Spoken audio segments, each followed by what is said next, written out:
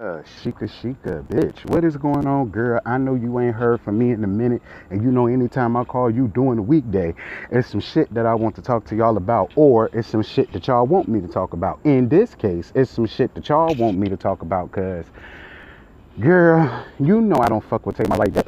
I mean, I fuck with her music, personality-wise, and all that. I don't fuck with that whole like that. But y'all want me to talk about how I felt the situation between Funky Dineva and Tamar Braxton.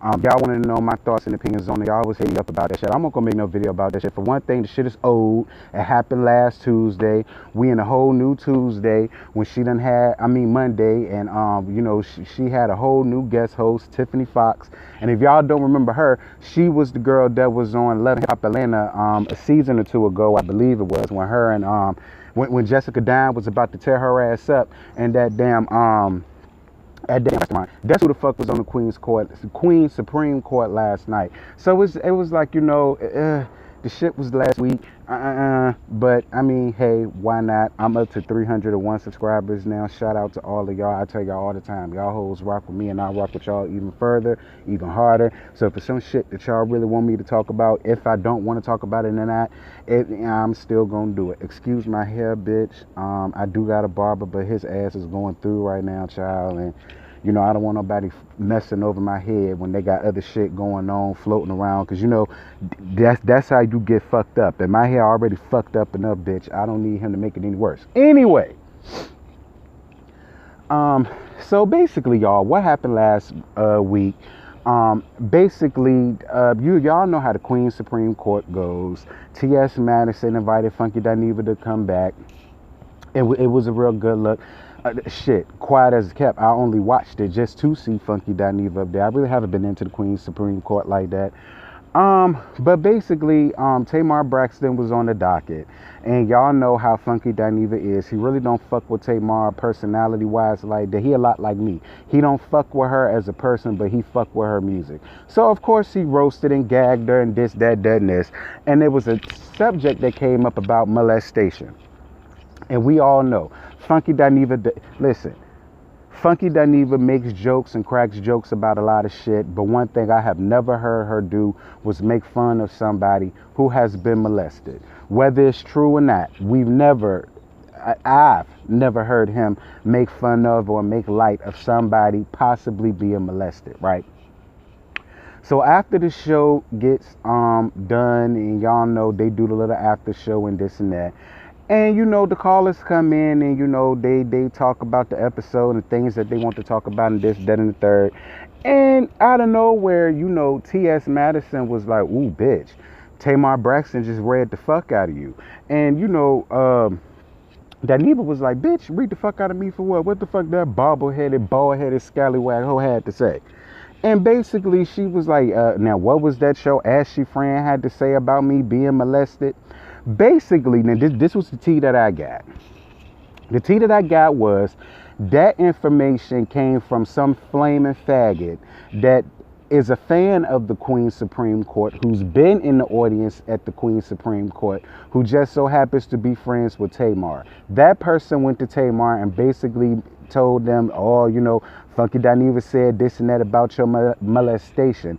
And instead of Tamar doing the adult mature thing, which is what most of us would have done, and said, well, what the fuck the punk ass faggot had to say? Oh, okay, well, let me see the transcripts, and then I'm going to make my next move. That's what most of us would have done. But of course, Tamar being Tamar willing to let, and see, this is why Tamar has not gone anywhere. Tamar does not have a mind of her own. Tamar acts off of emotions, and that fucks her up every single solitary time. And this is a prime example of what I mean by her emotions allow her to get put in positions to where now she looks worse than what she already has. Because instead of Tamar looking at what was said, she goes off of the word of somebody else, then starts taking to the live feed and basically starts reading the fuck out of Funky Dineva. Now, I'm not going to say reading the fuck out of Funky Dineva. The only thing I've heard both of them said was she called him ashy or something like that. Like I said, I won't dare. I didn't read none of the shit. I'm only going off of what I've seen and what I've heard. And basically, Funky Dineva read the dog fuck out of her. And I don't blame Funky Dineva for reading the dog fuck out of her. I really don't. Because, see, Tamar, this is the thing. You continuously surround yourself by these flaming ass, messy ass faggots that you be trying to imitate. And they always get you caught up into the fuck shit. And when you get caught up into the fuck shit, they're nowhere to be found. Like, where was your friend at when you know you was going all off and saying this and saying that? Like, it seemed to me, if he was really your friend and if he felt like he really went in and it was fucked up what Dineva would have said, he would have spoke up too. He would have got down in the comments and said, nah, bitch, you said it. This is when you said it. This, that, and the third. That's the shit that a real friend would do. But Tamar, I keep trying to tell you guys, and I done told, well, I haven't told Tamar this, but I've said this shit when me and my friends would talk about Tamar Braxton. And I've always said this. Tamar is her own worst enemy. And her friends are her own worst enemy too. Because she's so desperate and thirsty and pressed for friends and for somebody to accept her and somebody to like her and somebody to be around her. She's willing to accept anything that comes her way. And you got to be careful of people like that. People like that are toxic. I consider that toxic people. Because, see, Tamar isn't happy with herself. She's not happy with her life. She's not happy with the way that her life ran. You know what I'm saying? Like, but see, Tamar, the thing is, you can't go around having that chip on your shoulder, because self-destructive behavior is what comes after that. And that is exactly what this shit is. And I'm not trying to go in on her, because I feel like everybody done go in on her enough. And I also feel like she's lost enough. Her husband lost 150 pounds. He don't want her ass no more. You know, her sisters hardly don't want to fucking deal with her. You know what I'm saying? I ain't heard no new Tamar Braxton song out in a couple of years now. The last time I seen her, the bitch went bald-headed. I'm assuming that was some type of publicity stunt for people to continue to get some buzz on her and this, that, and the third. And it's just like, Tamar, if you just be yourself, people may receive you in a much better light than what they have been perceiving you in. And listen, these faggots that you chilling with, they're really your downfall. Like, girl, get you some real good, strong, successful black women in your life. And stop being around these messy ass fag bags, girl. This is all the fuck they want to do. Now this whole debacle done happened because one of your friends, quote unquote, done went back and doubled back and said some shit and probably added some shit to it. I know how y'all faggots do. And now you look even more dumb and fucked up in the situation than you tried to make Dineva felt. And see, Tamar, the thing about your apology that I had a problem with is, like, your friends to a certain extent with Maddie, right? Everybody knows Maddie and Dineva are friends, right? Your best bet would have just been, hey, Maddie, listen, I saw what happened. I heard what happened, but I saw it for myself. I feel really bad about that shit. What's Quentin's number? Let me talk to him off this shit so I can apologize to him off this shit. You know what I'm saying? Like, that's the type of shit I would have did. You know what? Listen, Dineva, I know me and you ain't cool like that, but I felt bad for what I said, because after seeing the shit for myself, my friend totally and completely had it all mixed up. And instead of me doing what I should have done, which was figuring out the truth for myself, I allowed somebody else to come in, speak their piece, and I acted off of emotions. And I apologize. I have no problems with admitting that I was wrong. I was wrong 110%. I apologize. What else could Quentin do but accept your fucking apology? It would have been real. It would have been genuine. You called him. It wasn't on air. It wasn't on YouTube, Facebook, anything. You know what I'm saying? I mean, it's... I don't know what to tell you, Tamar. I don't, mama. Listen, the best advice I could give you was, one, like I keep saying, get them flaming faggots the fuck up out of your circle. They are not your friends.